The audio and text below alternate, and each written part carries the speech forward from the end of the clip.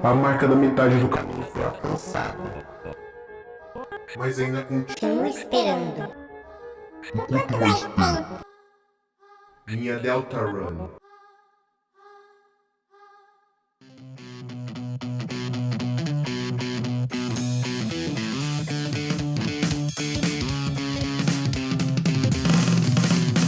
When the demon heart is crying and the blood is gushing bright, raise up your back for the burning fight. When your hope is slowly dying and your future's lost its right, raise up your back and face the fight. Let's knock it down into the night. Finalmente esperamos 4 anos por isso, mas finalmente temos Delta Run capítulo 3 e capítulo 4. Hoje eu quero parar e falar com vocês sobre a história desses capítulos de forma resumida, porque, meu Deus, não ironicamente deu 11 horas de eu jogando os 2 capítulos de forma seguida, no dia que lançou mesmo. E mesmo assim eu não consegui fazer tudo, eu tive que ver as coisas extras, a rota Snowgrave, ou melhor, a rota estranha desses capítulos. Então assim, é conteúdo pra cacete. Se a gente ficasse aqui o dia todo falando de cada ponto da história, teria outro vídeo de quase 2 horas. Inclusive vai ver depois o vídeo de quase 2 horas de Undertale, ficou massa. E esse vídeo eu não vou falar do capítulo 1 e 2, o foco é o 3 e 4. Então eu espero que você se lembre de tudo que aconteceu no 1 e 2, ou já tenha revisto em algum outro lugar, porque eu não vou focar muito neles. Filho da...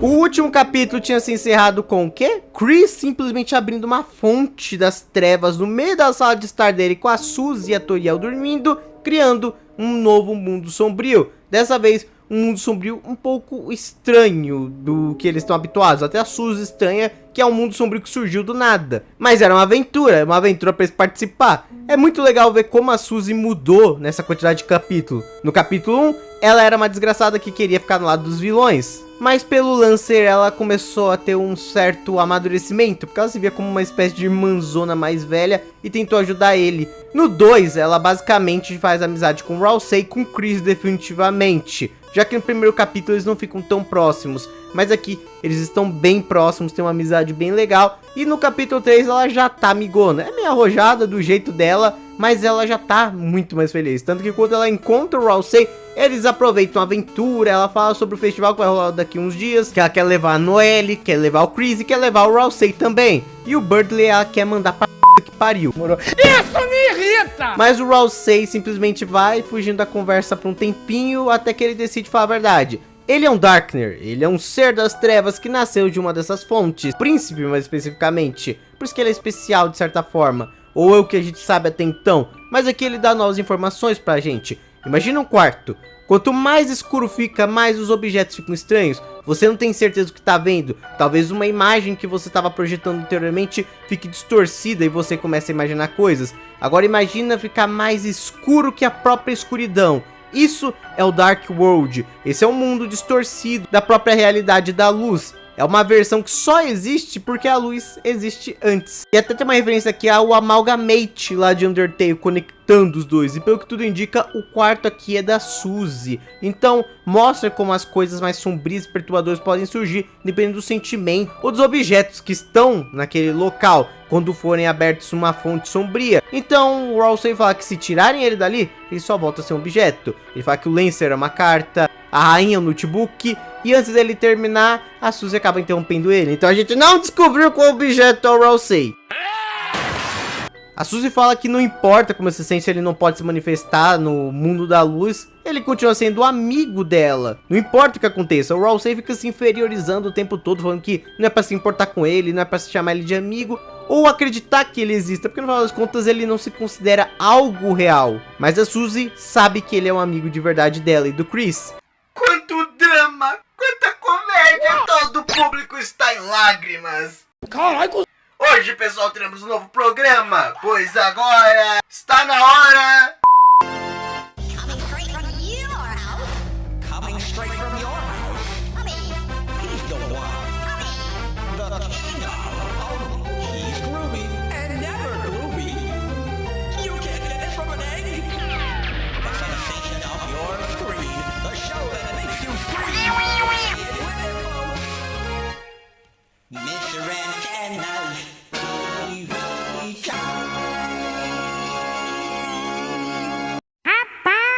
Nosso antagonista barra apresentador da vez vai ser o Tena. Eu amo o fato desse bicho ter um sprite 3D misturado com 2D. É perfeito, isso aqui é lindo, tá? Ele fazendo dancinha é uma das coisas mais desgraçadas que eu vi no dia, que isso me quebrou muito. Eles até pensam em ir lá, fechar a fonte e acabou, mas eles acabam entrando na brincadeira do Tena pra alegrar o Rousey. Eu acho muito engraçado a abertura do programa. Eles são desafiados a participar de um videogame que é claramente uma referência de Legend of Zelda, o primeirão, antigão mesmo. E é bem legal, dá pra ver os personagens interagindo um com o outro e é muito bom que cada um tem uma reação que você com certeza veria Suzy jogando desse jeito, ou Rousey jogando daquela forma. É bem engraçado as interações e o show do Tena é majoritariamente divertido. Você pode fazer referências, pode lutar de uma forma um pouquinho mais amigável, pode destruir casais. Você pode. Esse aqui é meio que o mini boss, o casal, né, de nuvem e solzinho, só que eles acabam brigando por causa, né, de qual seria o melhor na previsão do tempo, e eles se separam por nossa causa. É foda, né? Isso aqui virou o quê? João Kleber? Lá no meio do mato e eu engravidei do Pokémon. O quê? E ainda tem a parte do Masterchef. Você é vergonha da profissão! Cala a boca! Mas finalizando essa aventura, agora a gente pode ir pra fonte de uma só vez.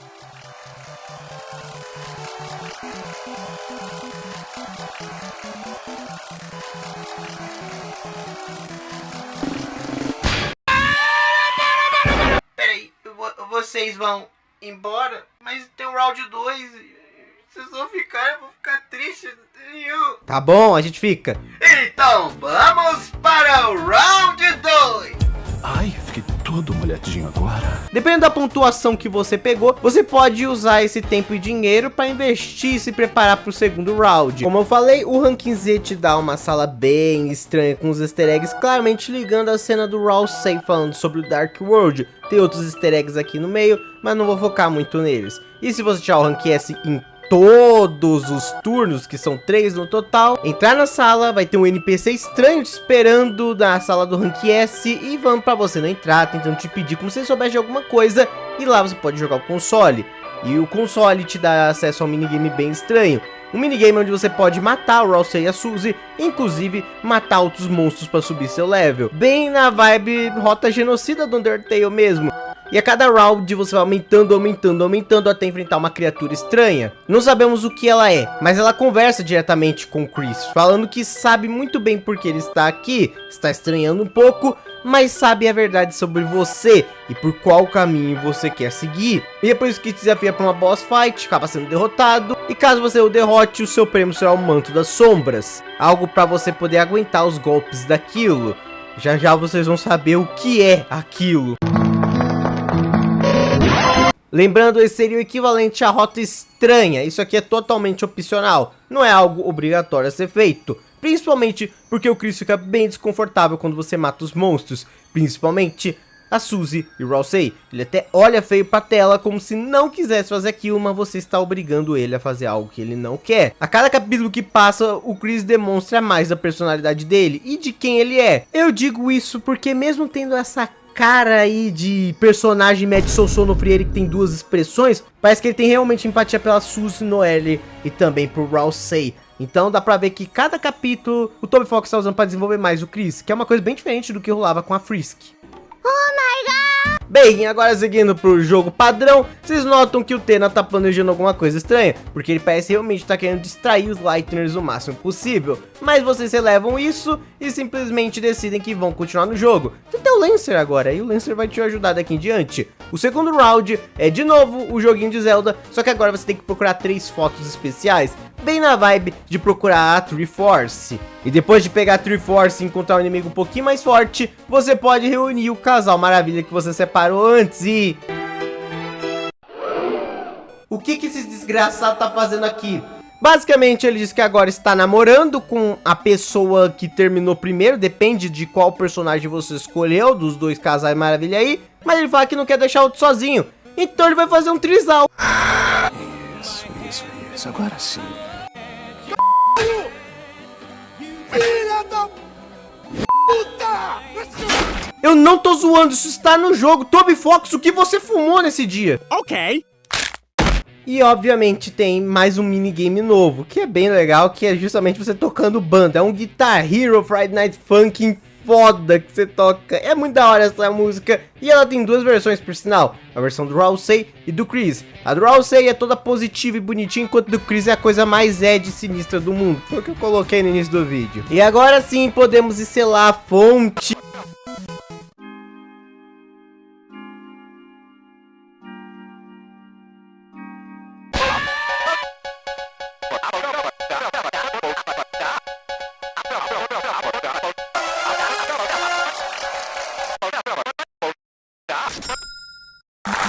Oh, não vai rolar, cara. A gente tem que selar uma fonte, sabe? Tá divertido, mas já deu. Pera aí. Vocês realmente querem matar a diversão do programa? Vocês realmente vão fazer isso? Vão destruir tudo isso? Eu trabalhei tanto pra esse round. Tá bom, a gente vai ficar aqui mais um pouco. Muito bem, vamos para o round bônus. Essa altura do campeonato, você já nota que o Tena tá fazendo uma espécie de chantagem emocional. E eu não consigo ficar aqui mais 5 minutos com esses três juntos, pelo amor de Deus. Mas só tem arrombado neste negócio aqui. De poligamia já basta o Rentaro, eu não quero ver esses três juntos. E aí, depois de tanta insistência, a gente passa por um guarda e entra na ala adulta, no caso dos canais trancados. Sabe quando seus pais colocavam na televisão um código na TV a cabo pra você não entrar no canal com coelhinhas Lopunny? Caralho, Pokémon! E além de você encontrar Dark Fontaine do lugar, você encontra Toriel. Tá lá, dormidinha, bonitinha, meu... Como é que você não acordou? Mas o Tena chega logo em seguida e eles são obrigados a esconder. E fica bem claro que o Tena tá sim escondendo algo. Está bem irritado porque tem que distrair os Lightners mais um pouco e ele não tá conseguindo. Então ele acaba tentando mover a Toriel de lugar e...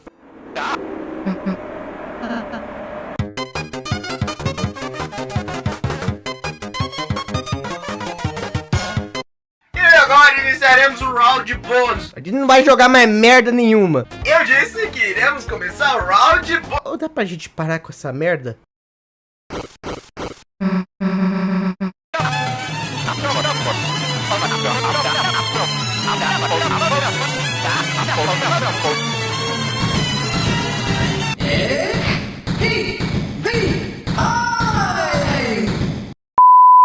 E aí começa o show do inferno com o Tena. Ele fica muito puto, falando que ele está datado, que os programas dele estão datados, aplicativos e outras coisas são muito mais populares que ele. Todo mundo deixou ele de lado e ele começa a colocar você em situações aleatórias e até em minigames anteriores. A diferença é que o Chris, Suzy e Rousey não querem mais jogar essa porcaria de jogo. E quando eles têm a primeira chance deles de escapar, eles acabam simplesmente saindo do caminho do Tena e agora tem que procurar um jeito de chegar até a Toriel de novo. Essa é a parte de exploração do capítulo, que de todos é o mais curto no sentido de exploração. A maior parte do tema você tá no lobby, por assim dizer, do Tena ou no show do Tena, mas aqui você pode dar uma escapada e não só isso, você pode ajudar os outros empregados do Tena a se demitirem, porque ninguém tá aguentando, o Tena ficou louco de uns tempos pra cá. Até o Mike, que não sabemos o que é o Mike, mas trabalha em algum lugar do show do Tena, pelo que parece, tentou se demitir. Tá todo mundo ficando doido por causa do fato do Tena tá doidão das ideias. Também temos que enfrentar o Trizal Maravilha.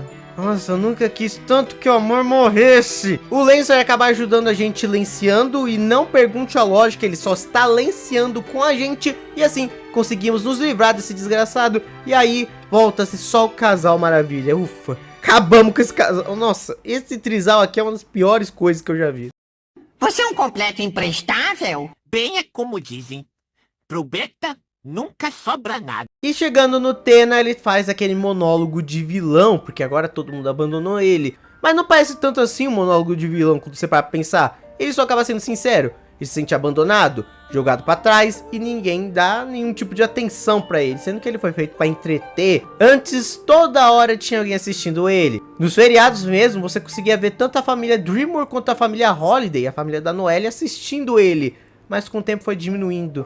Dez desapareceu, Ezreal foi pra faculdade, Toriel e Esgor se divorciaram, os pais da Noelle não vinham mais por causa da questão de saúde do pai da Noelle, e depois de um tempo, nem mesmo a Toriel e o Chris assistiam mais televisão. Ele foi abandonado, sucateado, jogado de lado, não era ligado mais há anos, até que o Cavaleiro veio, abriu uma fonte e deu uma possibilidade de existência nova pra ele. Não só isso, o Cavaleiro veio até ele e falou que daria uma chance de todo mundo assistir ele se ele enrolasse os Lightners o máximo possível. E é isso que ele vai continuar fazendo até o fim. Então ele chama a gente pra uma última luta. No caso, dessa vez, uma boss fight com o Tena, que é muito divertida. Eu acho muito interessante essa parte, além de dar uma aprofundada no Tena. Ele parece que vai ser aquele vilão bem meme, lá, a rainha do capítulo 2. Só que ele até tem mais nuances que isso, principalmente esse lance com o cavaleiro. Até porque a gente sabe que o Chris abriu a fonte. Então, será que o Chris é o cavaleiro de alguma forma? Não sabemos dizer. Falando sobre a boss fight dele, é muito divertida. Sabe aqueles jogos do Wario, que tem um monte de microgame? Não é nem minigame, é micro. É minigame que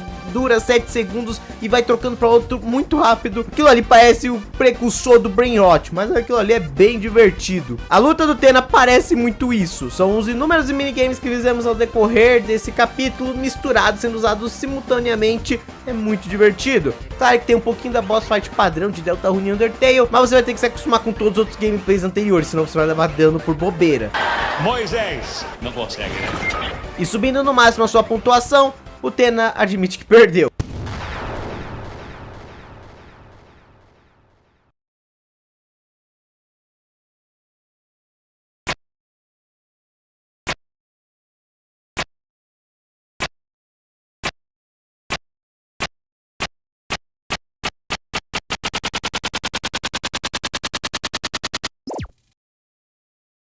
Não tem mais o que fazer e ele vai ser jogado para escanteio. Mas eu acho legal que quem toma a iniciativa é a Suzy. A Suzy conversa com ele sobre a Toriel e por que ela gosta tanto da Toriel. Um dia ela tava chorando num banquinho perto do cemitério e quem foi consolar ela foi a Toriel, obviamente. E isso que acabou ajudando a melhorar um pouco. É por isso que ela gosta tanto da Toriel. Era uma pessoa muito boa, muito meiga e que nunca deixou de ajudar uma pessoa por qualquer motivo que seja. Ela simplesmente era uma pessoa muito caridosa. E quando via alguém com problema, ela sempre estava lá para ser um ombro amigo. A gente pode se sentir abandonado, infeliz em vários momentos. O seu bem. E vale a pena você se abrir para ela. E isso claramente não é só um discurso pro Tena. É um discurso pro Ralsei. Para ele se abrir mais com eles. Para ele começar a parar de se inferiorizar tanto como ele faz ao decorrer do capítulo inteiro. E mesmo que ele não possa ir pro festival com eles, ele ainda continua sendo amigo de todo mundo.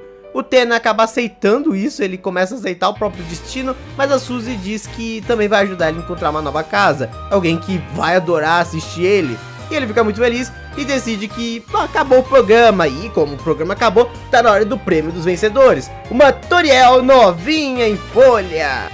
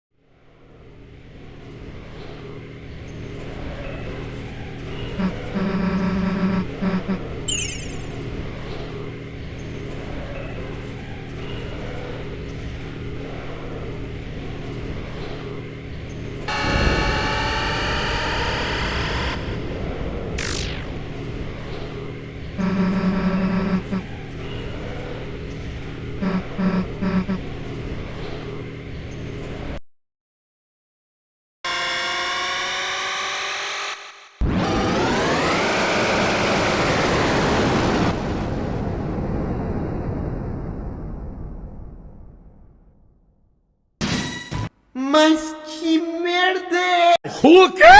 Ok, é o Cavaleiro.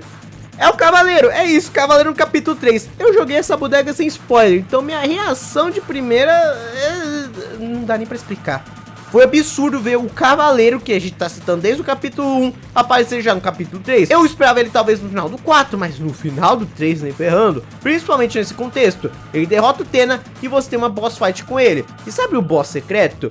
É o próprio Cavaleiro, pois você vencendo ou perdendo pra ele, a história vai continuar. Mas caso você vença ele, você ganha o Shadow Crystal. Até aí não parece nada demais, né? Só tem um problema, simplesmente esse bicho absurdo. Como falei, se você fizer a rota estranha desse capítulo, você vai ganhar o Manto Sombrio, que aumenta muito a defesa de um dos seus personagens contra o golpe dele. Mas não faz milagre não, tá? Dá pra você vencer ele sem o manto, só que ele é ridiculamente difícil. O nível de pressão dele é Sans. Eu não tô zoando, esse bicho bate em dificuldade com a merda do Sans. Eu achei até que ele era um boss invencível de primeira, mas não é. E deixando ele com 75% de vida, ele realmente sofre um dano absurdo nesse momento.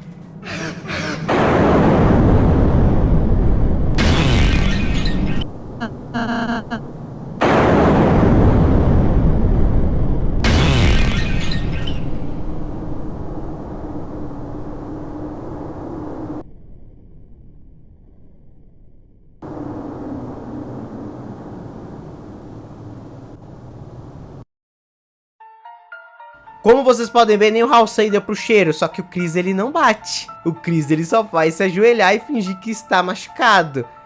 Pra quem achava que o Cavaleiro e o Chris tinham algum tipo de ligação, tá aqui a sua confirmação. Não era do jeito que a gente esperava, mas tá aí. Mas antes dele conseguir roubar a Toriel, por algum motivo, desde o início ele só queria roubar a Toriel, e talvez seja até por isso que o Tena deixou ela presa lá, até o momento certo do Cavaleiro poder fazer isso, só que a Undyne acaba intervindo. Lá no capítulo 2, os pneus da Toriel tinham sido estourados, e por causa da barulheira, ela acabou chamando a Undyne, porque ela achava que tinha algum tipo de bandido por perto. E é muito legal que a cena dela tá usando as lancinhas clássicas do Undertale, absurdo de cinema, mas infelizmente a Undyne não dá nem pro cheiro e acaba sendo sequestrada pelo Cavaleiro. Chris e Suzy vão até ele. Não conseguimos ver como ele é no mundo da luz, mas ele se esconde na merda do suposto bunker do Gaster. Sim, o bunker foi aberto no capítulo 3. A Suzy tenta entrar, mas aquela porta é de aço puro, não tinha muito o que fazer, só tinha um painel lá e ela não sabia a senha. Amanhã eles podem procurar pela senha, hoje eles têm que fechar a fonte. Suzy volta,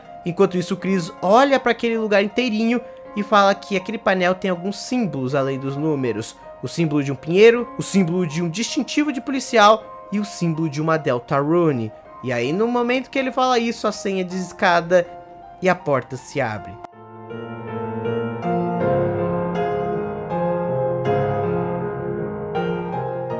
Sim, esse é o final do capítulo 3. O Toby Fox tá com uma bomba e falou, vai jogar o capítulo 4 agora, caramba. Eu acho muito legal como esse capítulo acrescentou mais e mais ao Chris. O Chris parece inexpressivo em vários momentos, como eu já zoei antes. Mas o jogo deixa bem claro que isso é mais do ponto de vista de nós jogadores. Isso acontecia mesmo com o Frisk. Eles têm personalidade. A gente só não acaba vendo isso porque estamos descontrolando. Por exemplo, quando a gente vence aquele Spentonel, ele fica muito perturbado a ponto de gritar pela sala inteirinha e o Halsey e a Suzy o consolarem. Não sabemos porquê, mas ele fica morrendo de medo depois da luta do Spenton. E eu acho que eu entendo porque talvez ele fique daquela forma, pois no final das contas Chris é uma prisão e um escravo da alma que tá dentro do corpo dele. Vocês já notaram que quando o Chris fica muito tempo sem a gente no peito, né, no caso sem o jogador, ele começa a ficar meio atrofiado, meio estranho. Eu acho que é como se ele tivesse preso realmente a gente. E tudo que ele quer é a liberdade, é sair dos fios da marionete onde ele tá preso. Quando ele viu a situação do Spanton, isso deixou ele indignado, pois a gente acaba cortando as cordas e libertando o Spanton, e isso leva ele ao seu fim. Não importa o que você faça, Spanton continua sendo uma marionete. E eu acho que essa aliança de Cavaleiro e Chris vem disso, justamente de tentarem libertar o Chris da sua alma e talvez mais algumas coisinhas que eu vou deixar pra falar no capítulo 4.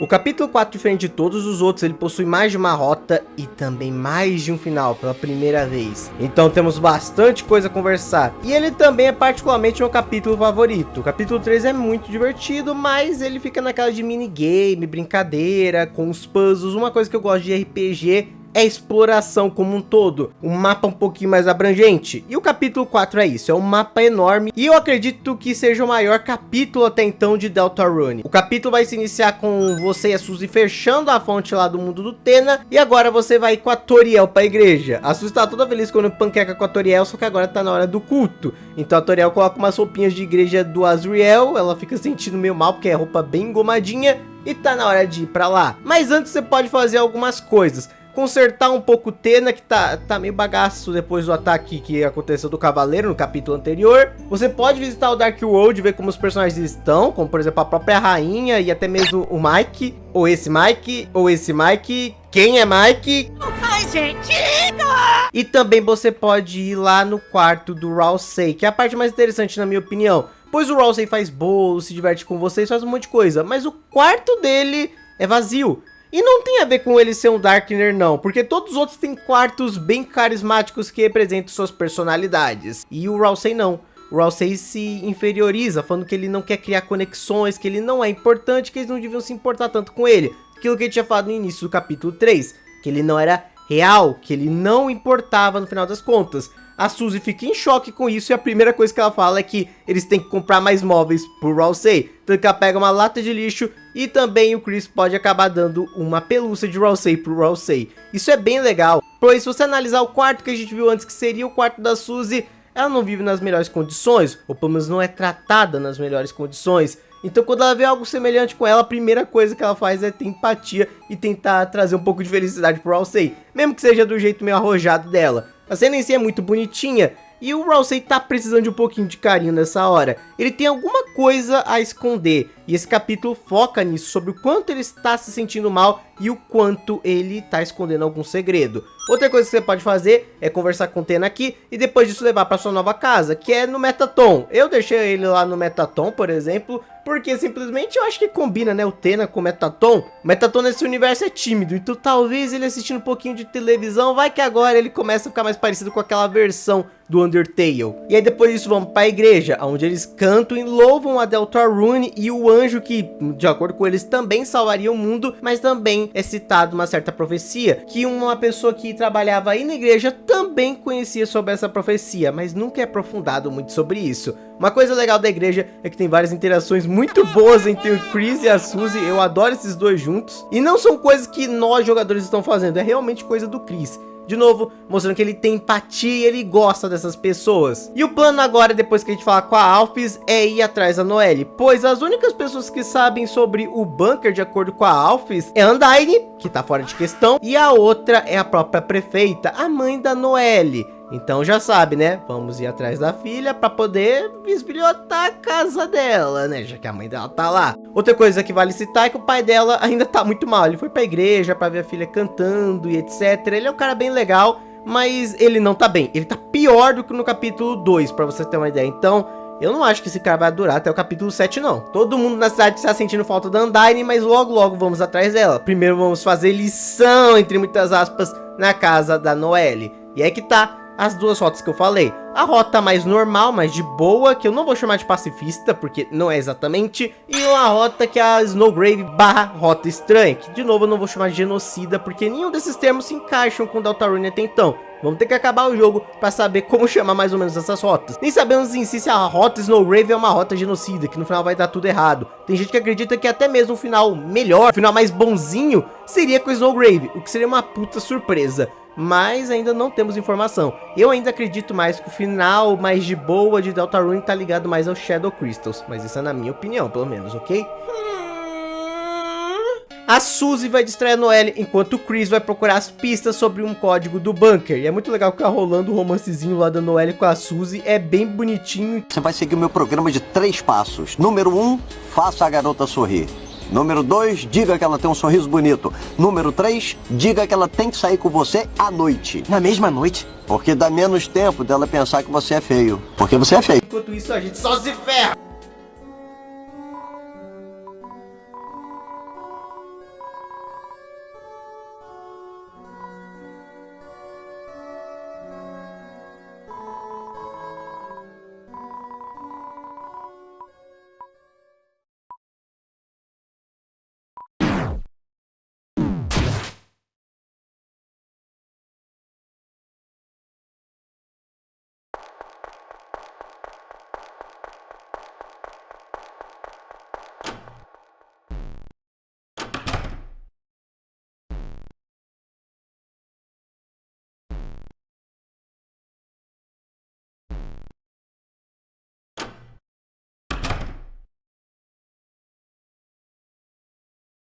Ô Chris, você tá ferrado. Quando eu sair daqui eu vou raspar a tua cabeça.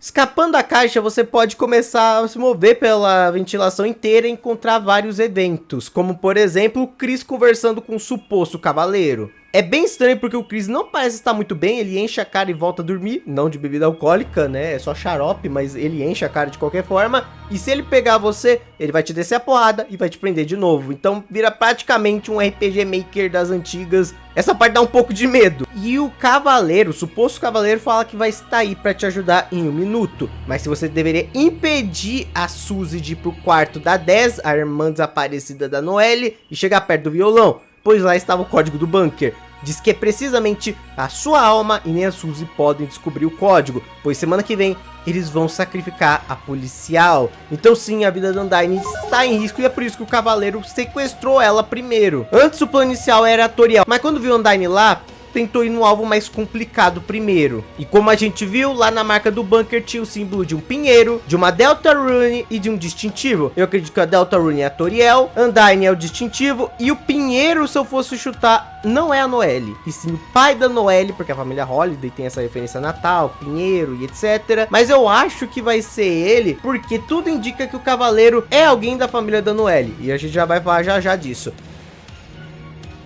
Também tem como você encontrar o Esgor, que tá trabalhando na casa, já que ele é meio freelancer, também trabalha na loja dele lá de jardinagem, e aqui ele tá ajudando. Só que ele tem um diálogo muito estranho, falando que dessa vez ele vai provar a inocência dele, que ele vai provar que ele não fez nada, e que no final a família dele vai estar junta de novo, com um quadro de teoria da conspiração muito estranho na frente dele. O Esgor tá estranho, e por sinal, a profecia que a gente encontra no capítulo 4 faz referência ao Homem das Flores preso no seu próprio asilo, e é claramente o Esgor. Então já se prepare, no capítulo 5 e 6, o Esgor tem um tipo de importância. Eu até chutaria que ele é um boss secreto, porque ele fala que ele tá segurando um fragmento de vidro escuro que ele achou muito bonito. Parece muito com a descrição de um Shadow Crystal. E é isso, gente, é muito filho da puta! Entrando no quarto da Dez, a gente pensa que pode chegar até o violão e pegar a senha, mas o Chris para a gente de novo. Sério, essa parte é muito intancável, porque é todo mundo correndo pela casa. É a Suzy e a Noelle confundindo a gente com um rato, deixando a gente escapar. A gente entrando no quarto, levando vassourada. Depois ele pega um taco de rock e começa a acertar a gente. Só que quando ele começa a notar que a Suzy e a Noelle estão entrando no quarto,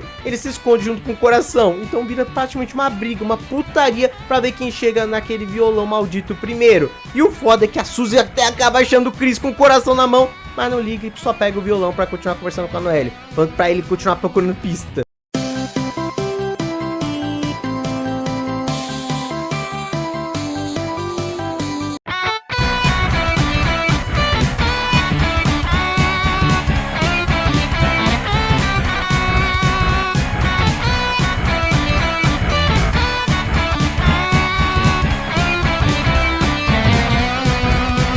A Suzy também atende uma ligação pra Noelle, onde o Birdley tava enchendo o saco, falando que ia com a Noelle pro festival, que vai acontecer amanhã, que eles estavam muito hypados, pipipi popopó. A Suzy atende e manda um: vai tomar no rabo, Birdley, você é muito chato, eu vou com ela.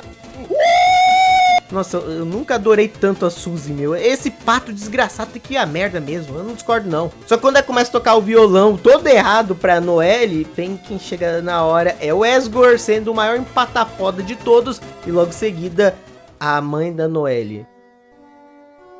Por que ela parece tanto com o Grinch? Ela é a prefeita da cidade e claramente não gosta da Suzy lá, falando pra ela devolver esse violão que não a pertencia e pra cair fora e nunca mais chegar perto da propriedade dela, ou muito menos da filha dela. E eu acho legal nesse momento que a Suzy só desforra falando que amanhã ela vai no festival com a filha dela e dane-se. E a Noelle só concorda e vai se esconder na cozinha.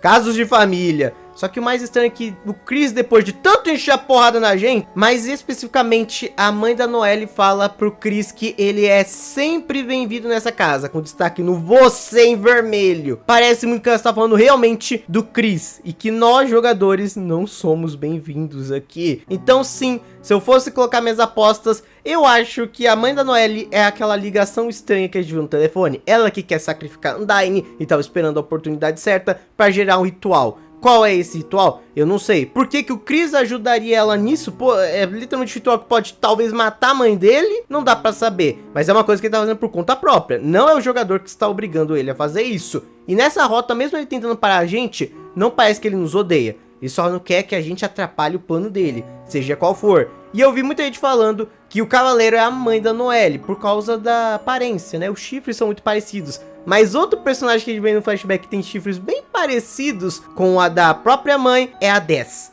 A Noelle tem os chifres mais parecidos com o do pai. Agora a Dez, pelo flashback, dá pra ver que eles são mais pontudinhos, sabe? Igual o da mãe. Então eu acho que o cavaleiro é a Dez. Por que ela está nessa forma, eu não sei, mas explicaria que alguma coisa aconteceu com ela, algum experimento, ela ficou toda deformada e a mãe dela tá tentando trazer ela de volta. Porque, de novo, tem que ser um Lightner para abrir uma fonte, então aquilo ali não é um ser do mundo das trevas, nem nada. A partir daqui, Chris e Suzy decidem que vão para a igreja porque tá chovendo e a Toriel vai estar lá para treinar o coro, só que lá agora tem uma fonte das trevas.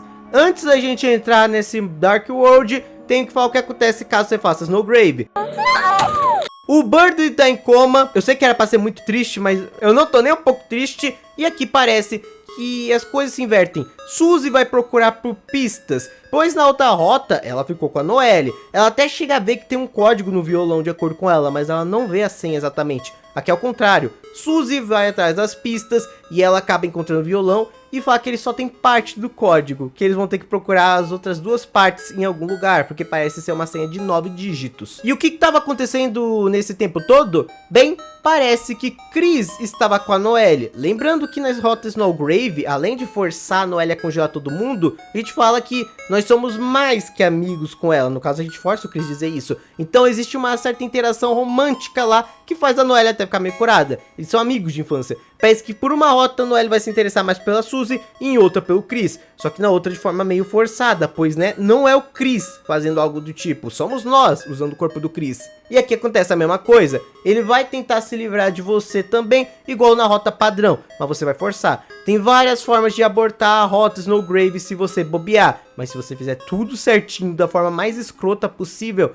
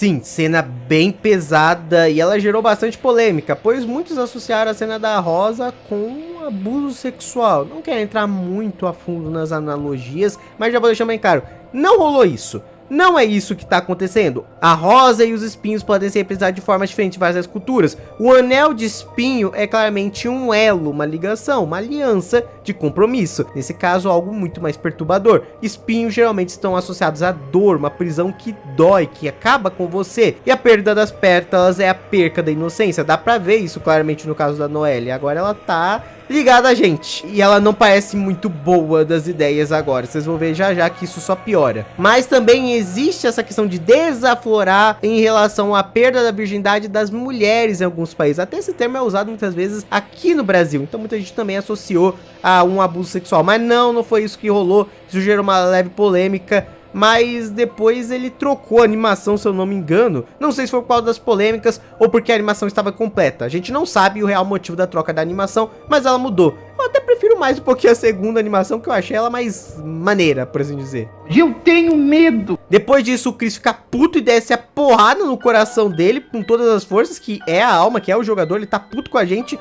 e ele é expulso da casa da Noelle de um jeito ou de outro, igual na outra rota. Bem, agora podemos entrar no Dark World, né? Como eu falei, ambas as rotas você vai pro Dark World na igreja. E o lado bom é que já tá na frente da fonte. Vai ser uma missão bem fácil.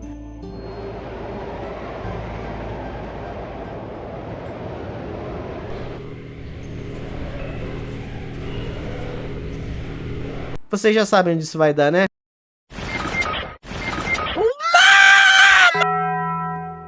Chris e Suzy levam um pau pro cavaleiro e o Rousey chega pra curar todo mundo. A Suzy tenta curar o Chris, mas não consegue, porque a cura dela é muito ruim, de acordo com ela, e fica pro Rousey. E uma coisa legal é toda a atmosfera da igreja. Lembra que eu falei que eu gostei do capítulo 3? Mas uma das coisas que eu mais gosto em um RPG, no geral, é justamente a exploração. Você ir de um canto para o outro, explorando vários lugares secretos. Tem isso no capítulo 3, mas é muito no mesmo lobby, se você notar. Mas aqui não, esse capítulo tem muito lugar pra você andar e é tudo belo. Todas as vidraças com a profecia, é muito foda. É engraçado também, tem umas coisas muito específicas, tipo o Lancer, que tá na profecia. A rainha atropelando geral, fazendo uma referência ao meu mano Polnareff de Jojo. Mas parece que o Rousey tá meio mal, ele não quer falar de toda a profecia. A profecia também conta umas coisas legais sobre cada um deles. Sobre o guerreiro humano, sobre o príncipe das trevas e sobre o monstro. A Suzy é que mais fica animada, pois na profecia ela é muito foda. Ela carrega as esperanças e os sonhos de todos os outros monstros e humanos. Hopes and Dreams! Mas enquanto vão observando as profecias, alguém começa a quebrar elas. E uns fetos bizarros do Satanás tentam atacar eles, mas eles acabam sendo salvos por um grande mito. O GOAT do capítulo! O nosso mano Gerson, que parece que estava na igreja junto com a Toriel e o resto do pessoal, pois ele fala que ele não é um Darkner, ele não é um ser do mundo das trevas, ele nem sabe o que é isso. Ele é só um velhote que tá lá e tá gostando de estudar o lugar, porque ele é um grande escritor e também um professor. É muito legal a aparição do Gerson aqui. Pra quem não se lembra, ele é um NPC mercador lá em Undertale, que estudava, ironicamente, a Deltarune de Undertale. As interações são muito boas, tem muito puzzle com piano e o Gerson vai te ajudando, pois o Chris provavelmente conseguiria passar por esses puzzles facilmente, mas ele não quer tocar piano na frente de ninguém por algum motivo. E aí fica pro jogador ter que tocar piano, já que, né, é culpa nossa, né, a gente tem que fazer alguma coisa. O lobby central que o Gerson acaba criando pra nós, onde vamos usar de exploração, e lá ele também vende itens. Olá, eu gosto de dinheiro. Muito bom a relação que ele quer com a Suzy, pois ele é meio babacão com ela em vários momentos, uma forma de treinamento. Tem um momento que a gente enfrenta um Jack na lanterna, que tem uma boss fight muito legal, que você escapa de um labirinto lá, Pac-Man, só que você é o fantasma. É muito boa essa luta, só que o cara não era do mal, ele só acaba se machucando sem querer e por isso tava rolando toda essa treta. O Rousey tenta curar ele e não consegue, e o Gerson vai lá provocar a Suzy, que simplesmente fica, ó, ela não consegue curar, tá, kkkk. Ela fica brava porque ela tava se menosprezando por não conseguir fazer o que o Rousey conseguia mesmo se esforçando, e ela usa um Hadouken de cura e acaba conseguindo curar o monstro por dentro. Então sim, a Suzy conseguiu aprender uma magia de cura finalmente, é muito legal. E o Gerson... Cadê o Gerson? Sumiu! Então o capítulo é isso, pegando puzzles de diferentes áreas do castelo, explorando essa localidade de toda essa igreja, simplesmente isso. Tem vários NPC bem legais e é muito divertido esse capítulo, eu adoro a progressão dele. Uhul! Conseguindo tudo, você tem que tocar um grande órgão para abrir a porta secreta e chegar no cavaleiro. O Gerson te dá a partitura, só que, bem, a gente não consegue tocar, mas...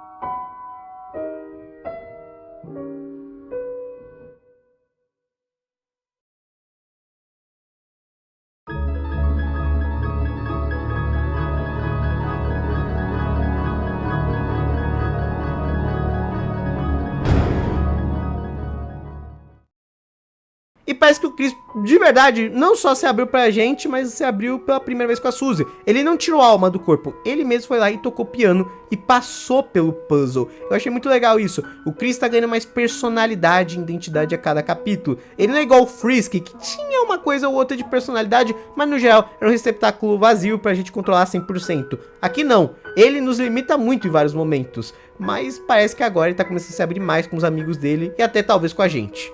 Também tem uns secrets, que se você fizer tudo certinho e tocar um piano secreto, você desbloqueia a boss fight secreta de Shadow Crystal nesse capítulo. Com quem? Bem, você acha um machado mágico que a Suzy já tava de olho desde o início do capítulo. E ele é muito caro, ele custa basicamente 999.999.999 Dark Dollars. Então, assim, não tem tanto dinheiro assim no jogo. Mas o Gerson fala que o machado é dele, e que se ela der um hit nele, ele dá de graça pra ela. É bem simples.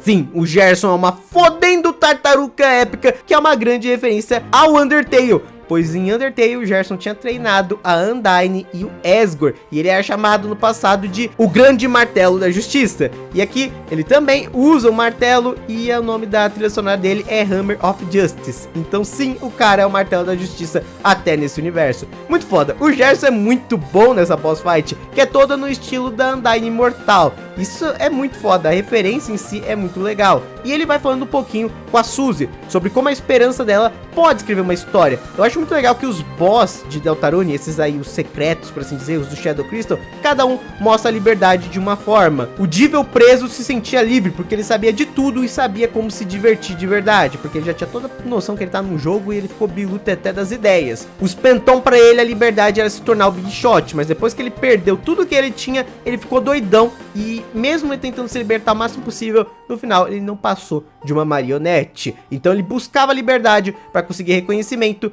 mas ele sempre foi amarrado às próprias convicções, uma marionete no final das contas, seja lá de quem tenha ligado para ele. O Cavaleiro simplesmente é a opressão, ele é literalmente o maior opressor, se você for notar. Ele é o oposto do conceito de liberdade, e pro Gerson ele mostra que não tem esse negócio de destino. Uma história bem escrita é aquela que você escreve com esperança, é aquela que você quer trazer uma mensagem para os outros, independente de como for terminar, só depende de você. Então ele nem gosta da profecia, ele acha que você pode, e a Suzy pode. Basicamente um arco de desenvolvimento shounen, muito foda.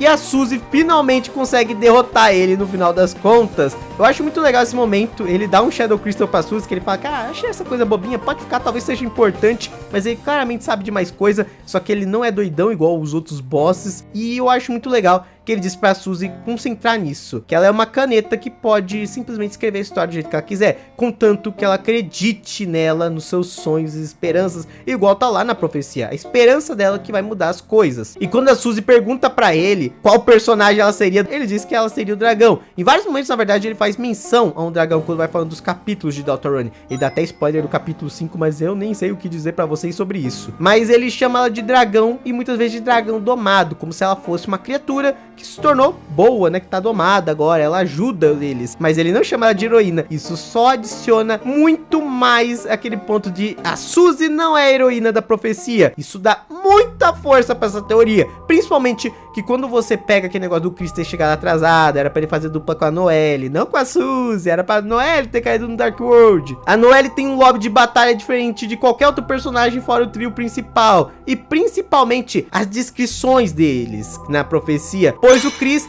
é uma gaiola com uma alma humana. O Rousey é o príncipe das trevas que afunda na própria escuridão. Tá bom, tá certinho. É o que realmente a gente vê mesmo no jogo. Mas a heroína iria ultrapassar tudo e todos, né? Na base do coração dela e do amor. É até meio estranho comparado isso com justamente a Suzy, mas se encaixa mais na Noelle. E eu vou falar como se encaixa mais na Noelle daqui a pouco, porque na minha opinião encaixa nas duas rotas que a Noelle aparece. Prepara a meia da punheta aí, nerdaiada. Finalmente chegamos até o cavaleiro, mas ele foge que nem um cagão. Selamos a fonte e tem outra fonte, não sabemos a senha da merda da porta.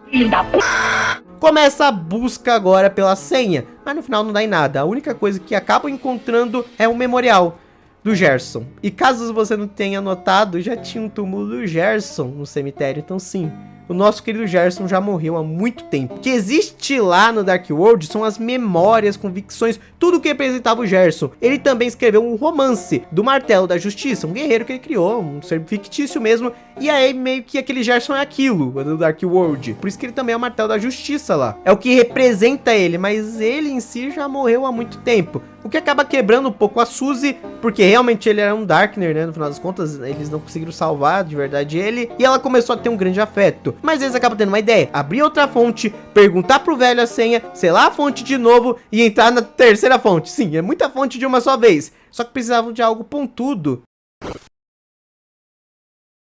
Chris, você sempre leva uma faca com você?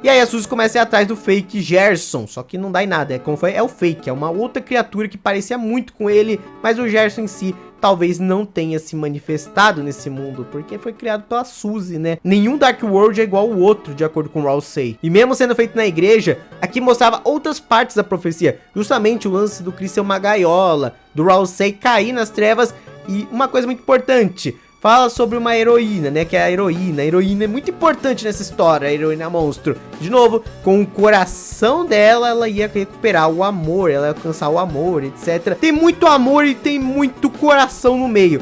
O que me faz crer que é uma variação da primeira profecia que a gente viu antes. E eu acho que aqui é a Rota Snowgrave. Por que eu acredito nisso? Porque eu acredito de verdade que a Rota Snowgrave é a alma humana, que é o anjo tentando criar um corpo perfeito. O Chris nega, ele tem uma determinação muito forte. Ele não quer que você o use ou faça mal. Você não consegue nem matar no jogo usando o Chris, mas aí que tá, com a Noelle você consegue matar. Então o primeiro plano dele talvez seja enlouquecer a Noelle, colocar o anel de espinhos misterioso, que a gente não sabe exatamente o que é, enlouquecer ela completamente, mas deixá-la mais forte e confiante, para que quando ele for usar o corpo dela, ela esteja muito forte. Lembre-se, gente, Love não é só amor em Undertale. Love também era level of violence, né? Não era o seu nível de violência e de extermínio que você tinha feito na sua rota. Talvez seja disso que a profecia está falando. Eu acho que essa parte do amor também é a Noelle, porque na rota mais de boa eu acredito que o romance dela com a Suzy vai engrenar, mas eu acho que na Rota Snowgrave tá falando da alma humana possuindo ela. A alma humana, o jogador tem várias referências a anjo desde o capítulo 1, pra vocês terem uma ideia. Nesse daqui é o que mais tem. E a Noelle também tem várias referências a anjo, tanto a túnica que ela usa, tanto a informação que quando ela é criança, ela sempre se vestia de anjo como fantasia. Mano, isso aqui não é à toa, o Toby Fox não é bobo. Coincidência? Acho que não! Então eu acho de verdade que em um momento a Noelle vai absorver a alma humana com determinação. Na última vez que alguém absorveu uma alma humana, não deu muito bom. Caralho! E lembra que eu tava falando do fake Gerson? Quem acaba o derrotando é o Rousey. Sim, é a primeira vez que a gente vê o Rousey matando alguém. É uma cena bem chocante. E uma coisa que a Suzy faz logo em seguida é ficar revoltada com isso. Como é que você pôde? Não por ter matado o fake Gerson, mas por ter mentido pra eles. Tinha mais coisas na profecia e ele não conta. Rousey não é honesto com eles no final das contas. E o Rousey quebra. Ele começou a ter desejos, inseguranças e vontade de viver. Ele não queria, mas ele começou a ser assim desde que ele tá tendo contato com eles no capítulo 1. Ele não queria ser assim, mas agora ele é, e por isso que ele não consegue ser honesto com eles. Ele sabe de coisas demais, e não são coisas boas. A Suzy fica com pena dele, tem, né, no caso, bastante empatia. É muito bom ver o desenvolvimento e a amizade desses três. Evoluíram muito em 3 capítulos. E ela diz que vão apoiar, mas eles depois querem saber o resto da profecia, né, o que vai rolar. E ele concordou, e eles seguem para selar essa fonte. E dessa vez, né, com a senha dada por um NPC aleatório, podemos enfrentar o cavaleiro uma última vez. Mas antes, eu acho que a coisa mais importante de se dizer é: por que você não deixou o like ainda? Por favor, se inscreve aí, hypa o vídeo pra caramba, porque eu preciso da sua ajuda. Lá aí nos comentários também, pois esse vídeo deu muito trabalho. Então, por favor, dá uma moralzinha aí. Como falei, selamos a fonte e vamos pra última fonte. E direto no Cavaleiro. É uma estrada bem complicada chegar até ele. Tem, como eu falei, aquele negócio secreto do Esgor. Tem bastante coisa pelo caminho, mas o Cavaleiro vai tentar te sabotar a todo custo. Mas ainda bem que temos os amigos que fizemos pelo caminho. Uma única coisa triste é que parece que o Gerson não se manifestou de novo nesse outro Dark World, né? Tinha chance dele não aparecer, mesmo sendo feito pelo Cavaleiro, o que não ajuda muitas coisas. E eu acho que tem uma das cenas mais fodas desse capítulo, que começa a tocar uma versão de Don't Forget, só que com o Chris protegendo a Suzy e o Rousey. E realmente é o Chris, pois a alma humana, nós estamos iluminando o caminho. Faz referência à música Don't Forget, que dizia que o coração e a alma seria uma arca para todos, né, enquanto ilumina o caminho. E eu acho que é tanto de forma metafórica quanto literal nesse caso. Chris levando dano pelos outros, depois vai a Suzy e assume, começando a levar dano por eles, e depois o próprio Rousey. Uma coisa muito boa de Undertale e Deltarune é que o Toby Fox usa muito clichê, só que ele usa clichê de uma forma muito boa. Ele desenvolve muito bem os personagens antes cada um entrar na frente para levar o golpe um pelo outro, para atravessar uma grande adversidade. É um clichê, se você for para pensar. Mas aqui a gente compra a amizade desses três, o desenvolvimento deles. Essa cena é muito bonita, Clichê não é ruim, gente, só depende da execução e como o texto foi feito antes. Por sinal, o Toby Fox nesse capítulo ele deu uma aula. Ele consegue tanto criar uma história interessante da gente acompanhar, brinca com metalinguagem, que não é uma coisa fácil, é tudo pra ficar chato em algum momento, e não tá chato até então. E ele consegue ir muito do humor pro horror, principalmente na Hot Snowgrave, mas muito dessa parte sentimental, tanto no Undertale quanto no Deltarune. Sério, o cara é bom, o cara é muito bom na minha opinião. A trilha sonora só deixa essa cena ainda mais foda. E chegando no Cavaleiro, bem, a Suzy fala que ele só tem que selar a última ponte. Eles nem precisam vencer. O Chris vai lá, sela e a gente venceu. Acabou pra você, Cavaleiro.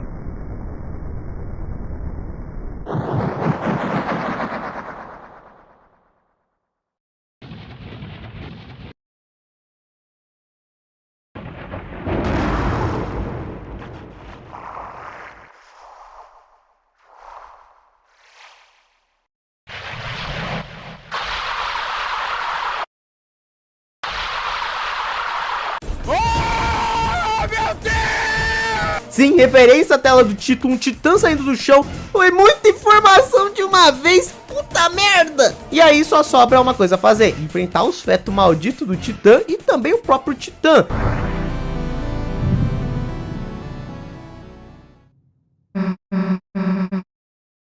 Que é muito forte, então vai ser uma batalha bem complicada. E eu já vou adiantando, sim, é uma batalha bem complicada se você não pegar os macetes logo de cara. Eu mesmo fiquei tipo uns 40 minutos até realmente conseguir vencer ele, porque tava difícil pegar os padrões desse bicho, mas é muito legal. O design dele meio cósmico, meio horror bizarro, cara, é muito bom. Essa boss fight, a trilha sonora, tudo aqui é muito bom. E eu acho que ninguém esperava o Cavaleiro no capítulo 3 e um Titã no capítulo 4. Acho que ninguém esperava mesmo. E comprovou mesmo que o Rousey tinha dito, né? Se abrisse muitas fontes no mesmo lugar, né? Mais de uma, ia gerar um Titã. Mas não importa quanto dano a gente dá, quanto a gente tem que expurgar com a luz da nossa alma, o Titã continua se regenerando. Precisamos atacar ele por dentro e não por fora. Mas quando parece tudo perdido...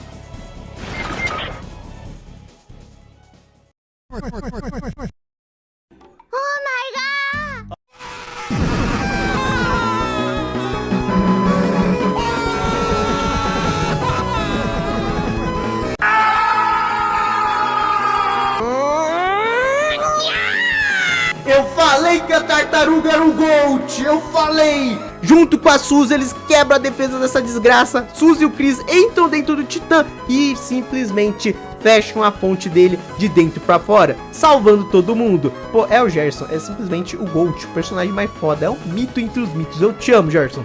Absolute cinema. Não só eu, né, como a Suzy adorou ele, tanto que ela procura ele dentro do mural onde ela pensou que ele estava, e o Rousey tenta impedir ela, mas Suzy viu a profecia. Ela ficou tão brava com o final da profecia que ela deu um socão e quebrou ela, não deixando o jogador ver ela no final das contas, né? Não tem muito o que falar. Além de que a cena é bem pesada, porque claramente algo vai acontecer, provavelmente com o Rousey, e ele fica se sentindo culpado. Mas a Suzy fala que não é pra ligar, isso aqui é só uma bobeira. Nós vamos mudar isso, principalmente de tanto que o Gerson incentivou a Suzy, ela tá determinada a mudar esse final de história. Eu acho legal que independente se você tentar ser escroto ou não com o Rousey, Chris vai ser bondoso e vai consolar o Rousey, falando que eles vão sim mudar e que eles vão alcançar o melhor final possível. Eu acho muito legal, porque é uma atitude do Chris, não é nossa. Independente do que você escolha, Chris vai te calar e vai tentar falar o que é certo pro Rousey. De novo, mostrando a empatia e o carinho que ele tem por esses dois. Selando a fonte com um climão de bosta, a gente volta pra casa, tá chovendo, é uma cena bem triste. E aí o Toby Fox quer terminar essa cena triste com isso aqui.